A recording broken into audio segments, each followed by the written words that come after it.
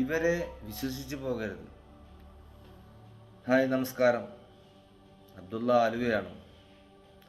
ഞാനീ പറയുന്നത് ഇൻഷുറൻസ് കമ്പനികളെ പറ്റിയാണ്, എസ്പെഷ്യലി നാഷണൽ ഇൻഷുറൻസ്. എൻ്റെ ഒരു കാര്യം പറയാം. ഞാൻ ഒരുപാട് നാളത്തെ ആഗ്രഹം കൊണ്ടൊരു വണ്ടി വാങ്ങിച്ചിട്ടുണ്ടായിരുന്നു. പ്രീമിയം വണ്ടിയാണ് വാങ്ങിച്ചത്. സെക്കൻഡ് ഹാൻഡ് വണ്ടിയാണ് വാങ്ങിച്ചത്.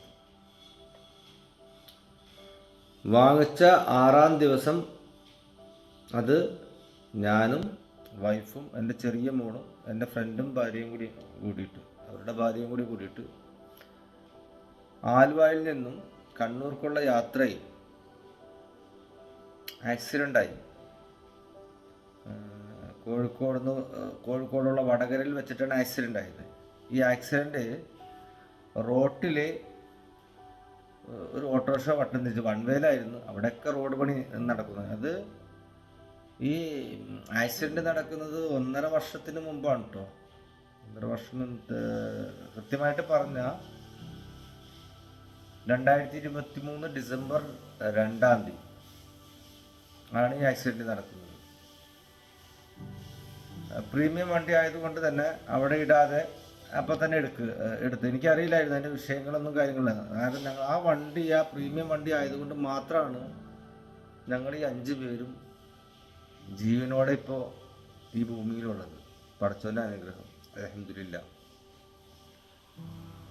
അപ്പോൾ ഈ വണ്ടിയുടെ ആക്സിഡൻറ്റ് അപ്പം തന്നെ ഞങ്ങൾ അവിടെ അടുത്തുള്ള പാർക്കോ ഹോസ്പിറ്റലിൽ എത്തിക്കുകയും പ്രാഥമിക ശുശ്രൂഷയ്ക്ക് ശേഷം വിട്ടയക്കുകയും ചെയ്തു. വണ്ടി ഫുള്ളായിട്ട് തകർന്ന ഒരു വീലൊടിഞ്ഞു പോയി. പിന്നെ എല്ലാ എയർ ബാഗും പൊട്ടി. എന്തുകൊണ്ടോ രക്ഷപ്പെട്ടതാണ്, ഭാഗ്യം കൊണ്ട്.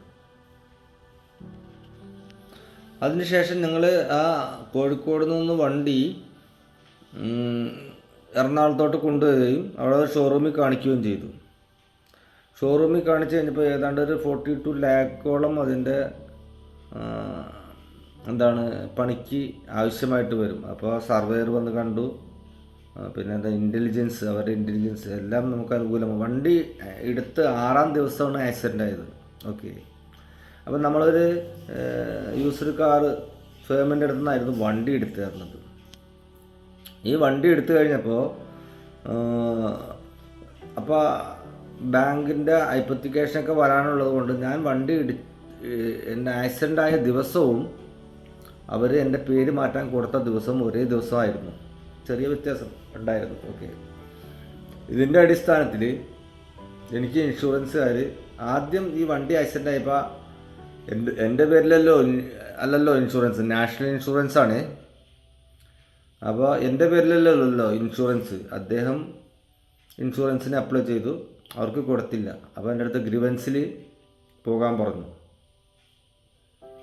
ഗ്രീവൻസിൽ ഞാൻ ഇൻഷുറൻസിന് കൊടുത്തു. അപ്പോൾ എനിക്കല്ല കിട്ടേണ്ടത്, അദ്ദേഹത്തിനാണ് കിട്ടേണ്ടതെന്ന് പറഞ്ഞു. ഓംബുഡ്സ്മാനിലും കൊടുത്തു ഞാൻ തന്നെ. എന്നിട്ട് ഓംബുഡ്സ്മാനിലോട്ട് അവർ റെഫർ ചെയ്തു. ഓംബുഡ്സ്മാനും നെഗറ്റീവ് ഇതാണ് പറഞ്ഞത്. ഇപ്പോൾ ഹൈക്കോടതിയിൽ ഞാനും എൻ്റെ പഴയ ഓണറും കൂടി ഒരുമിച്ച് കൊടുത്തിട്ടുണ്ട്. ഇത്രയും നാളായിട്ട് വലിപ്പിച്ചുകൊണ്ടിരിക്കും. എനിക്ക് ആ ഒരു പ്രീമിയം വണ്ടിയിൽ 1.5 വർഷമായിട്ട് ഇങ്ങനെ കെട്ടിക്കിടക്കുക. ആ വണ്ടി അവിടെ കിടക്കുകയാണ്. എനിക്ക് എത്രയോ നഷ്ടങ്ങളുണ്ടായിട്ട് കാണും. അതുകൊണ്ട് തന്നെയാണ് ഞാനീ പറയുന്നത്, ഇൻഷുറൻസ് കമ്പനികൾ ഇൻഷുറൻസ് തരുന്നത് ഇൻഷുറൻസ് കമ്പനികൾ നമ്മളെ കൊണ്ട് ഇൻഷുറൻസ് എടുപ്പിക്കുന്നത് അവർ നമുക്ക് ഇൻഷുറൻസ് തരാൻ വേണ്ടിയിട്ടൊന്നുമല്ല. എത്ര വലിപ്പിക്കാൻ പറ്റുന്നോ അത്രയും അവർ വലിപ്പിക്കും. എല്ലാവരും പറഞ്ഞ് നമുക്ക് കിട്ടുന്നു. നമുക്ക് ഉള്ളിലോട്ട് കാശ് നീട്ടി വെച്ചിട്ട് കിട്ടിയിട്ട് എന്താ കാര്യം?